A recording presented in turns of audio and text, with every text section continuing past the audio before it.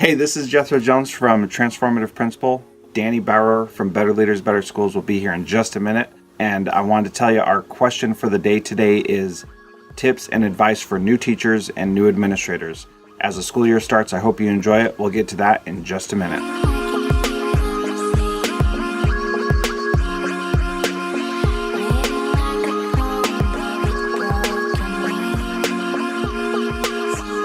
Hey, what's up, everybody? Danny Sunshine Bauer here, Better Leaders, Better Schools, with one of my best friends, Jethro Jones from the Transformative Principal. And we're here to do Tuesday Q&A, but before we get to that, just maybe some last thoughts around our very successful Transformative Leadership Summit, built for you, the educator that we want to serve and empower and inspire. Jethro, any thoughts with the TLS? Well, it was awesome. So people who got the all access pass, I'm sending them emails each week with a video to focus on, and it's awesome. And Luke just emailed me and said, I've enjoyed a few of the videos so far, and I'm sure I will find many more beneficial as the year goes on. Thanks for putting on the summit. And what I love about this is that you and I have talked about it multiple times. It's like our podcasts on steroids, right? And so that's right. Getting ripped. And so it's like, it's awesome for people to be able to come and still get goodness from it. And so I shared it with all the principals in my district and with the teachers at my school, and just like, it's awesome, man. You know, people are learning different things.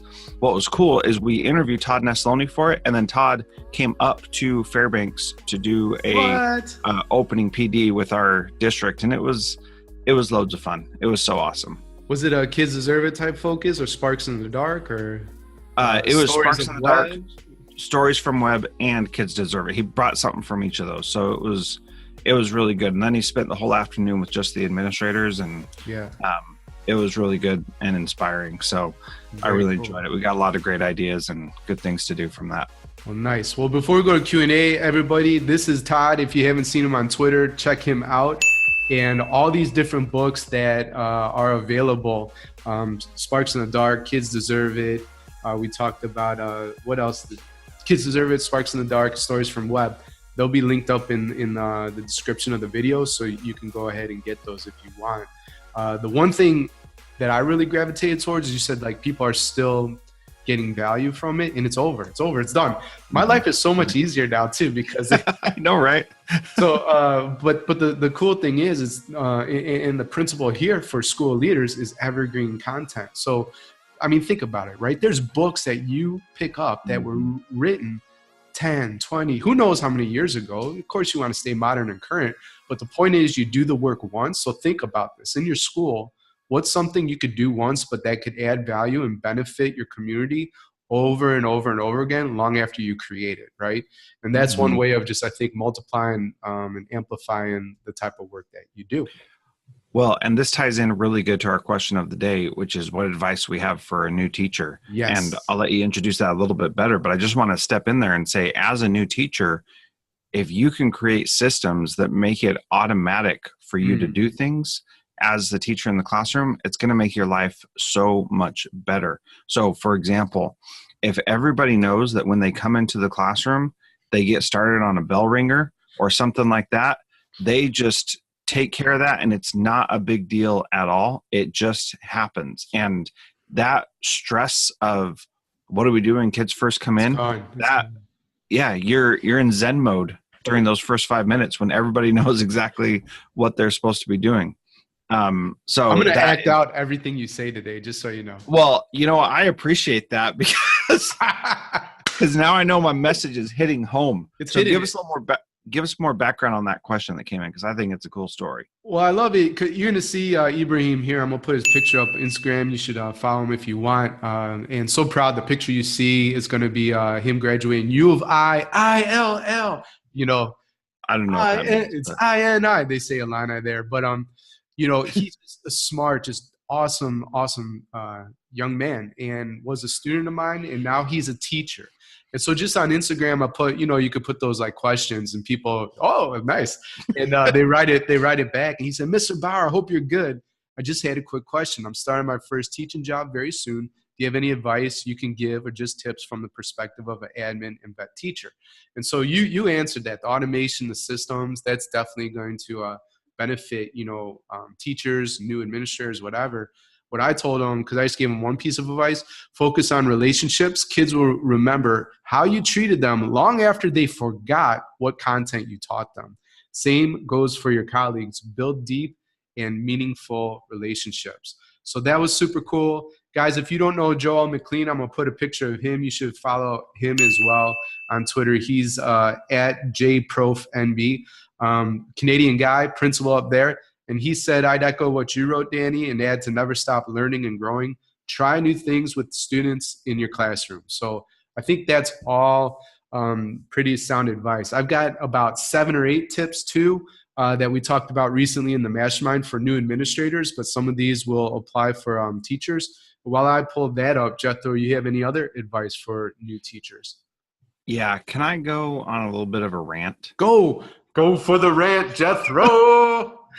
Okay, so we have all this pressure in education to cover the content and to follow a textbook and a curriculum guide and all this kind of stuff. Do you know what every single person, including teachers, says about their teachers when they were kids? The only thing they remember, you're doing too much. Doing way too much. The only thing people remember is how their teacher made them feel. Right. That's it. So yeah, we learn the content and we don't remember exactly where we learned that, and that's fine. I firmly believe that we learn because of the relationships that we have and not in spite of them, right? And so we have all this pressure. Here's something crazy. So our state test results for our school district, more than half of our kids were not proficient in math. More than half. Wow. Why are we spending so much time and effort focusing on teaching kids math when we're not even getting half the kids to understand it? Right.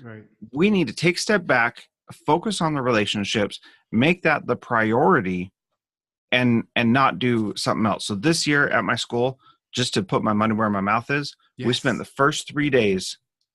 Today's the 4th day. It's our first day going to classes. The first 3 days, we did team building, we did spirit, we did expectations, we did all those things, and we started out every single morning with team building activities with groups of kids. We didn't do anything academic for the first whole entire 3 days, and I hope my teachers don't do anything academic with their classes for another week or two, because we've got to focus on those relationships. Absolutely. End of my rant. We should just drop the mic in the video there. I still have a few tips, so stick around. You want to hear those too, but that is an incredibly powerful point, and as I told Ibrahim, focus on relationship with your kid. You just amplified that like crazy and gave context too, not just for the first day, first week, right? Think about how to do the first month throughout the year. When we were at Brooks, Principal Weaver, he told the teachers, don't teach the first day. And this was a highly, high achieving school, very rigorous content. Ibrahim went there. And the point is like, we want you to focus on building relationships with these amazing kids because, right, people don't care how much you know until they know how much you care. You got to focus on that relationship piece. And I see teachers saying, I'm giving homework on the first day and look how much we did. I think that's a mistake. If you think you're impressing somebody, you probably are. People that value just work. But at some point, that only gets you so far. And to truly do something extraordinary, you got to build a world-class culture. And the point of culture is not the work you produce. That happens because of the environment you set up and the relationships you build. So talk about a few tips that we gave to a novice principal. It's something we talked about in the mastermind recently on the hot seat. But I think this also relates to teachers. I'm going to run through them very quick. Number one, slow down to go fast. And the relationship thing is an example of that, right? You don't hop into the content, speed through it right away. You build relationships. You eventually get to the content. But you're going to surpass all your other colleagues that go work from day one because the kids are going to love you and they want to work for you, want to learn. You can't make everybody happy, right? So as a teacher, as a principal, whatever, like you're just not going to please everybody. Email, tech, this is a lifestyle. Turn your phone off. Turn notifications off. Heck, even consider taking email off your phone so that your life doesn't revolve around it. Work your butt off at work and then go have a life. Yes. I got to say one thing about the technology. I'm in the middle of a 66-day challenge right now. Ooh. Where I come home from work and my phone gets put away until after dinner. I love it. Yep. I love it. So that's hard, but it's good. And I'm building better relationships with my kids. I'm feeling more able to do the work I need to at work. It's awesome. Sorry for interrupting. No, it's a great point. So, and it's a good challenge. So is that something that you're doing through Transformative Principal or just a challenge? Just a challenge I'm putting on myself. As people know, I've been into the One Thing book for quite some time. And so part of that is a 66-day challenge. And so I've been doing those 66-day challenges and had a lot of big changes in the last year or so, which I think is probably time for me to start talking about that because it has been a year since I read that book. Wow. A lot of changes. Yeah, would love to hear those big aha moments. So yeah, put the email off or give yourself some boundaries at home. Turn off notifications, all that kind of stuff. Have a life, so work your butt off while you're at work, but then go be just a regular human being outside of work hours. When I was a new teacher too, so as a teacher tip, maybe there's a principal tip here somewhere, but I used to grade everything. That's stupid. Like that took so much time. Nobody wants to read all that feedback. And I just worked myself crazy. So you don't have to grade everything. Here's something. Ask yourself this every day. What is something I can do to help or be generous, right? To serve, to surprise another person without any expectation of payback or a return gesture. So what can I do for my friends? Rule number 6, not going to tell the story, but the punchline is don't be a jerk. Don't take yourself too seriously.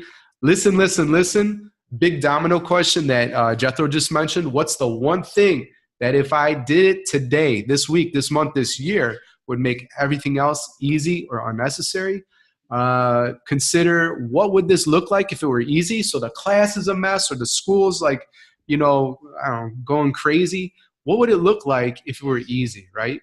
Ask yourself, what do you want to happen here? Okay, if you feel stuck, what do you want to happen? Relationships. We said that. And search for win-wins. I'm sick of this abundance, scarcity, winner-loser mentality, this duel. We could all win. Now, it takes so much more work to figure out how can I have an awesome podcast, but also Jethro, because I'm not trying to bury him and put him in the ground. I'm actually trying to promote him and get him listens and downloads too. That's a different mentality than how do I win at Better Leaders while Jethro loses at Transformative Principal. No, win-win. WW. You put up a W too. Then it'll really. There we go. Win-win. Dub. That's awesome. All right, so those were all the points that I had. Do you have anything more to add before we sign off for today? I don't know what I could add to that except to say right on, especially that idea of like you and I have, I think, a very healthy competition going.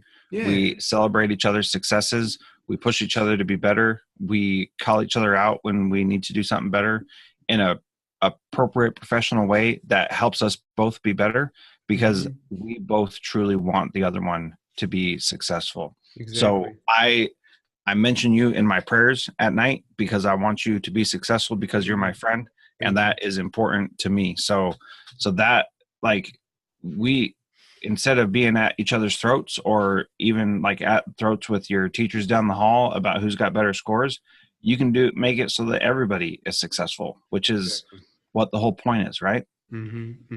That's awesome. So I appreciate that. Nothing but love over here too. So I think this wraps up today's Tuesday Q&A. You can always go to betterleadersbetterschools.com/questions, submit a question there. Tag Jethro or myself on social media everywhere. We'll curate those questions, answer them here.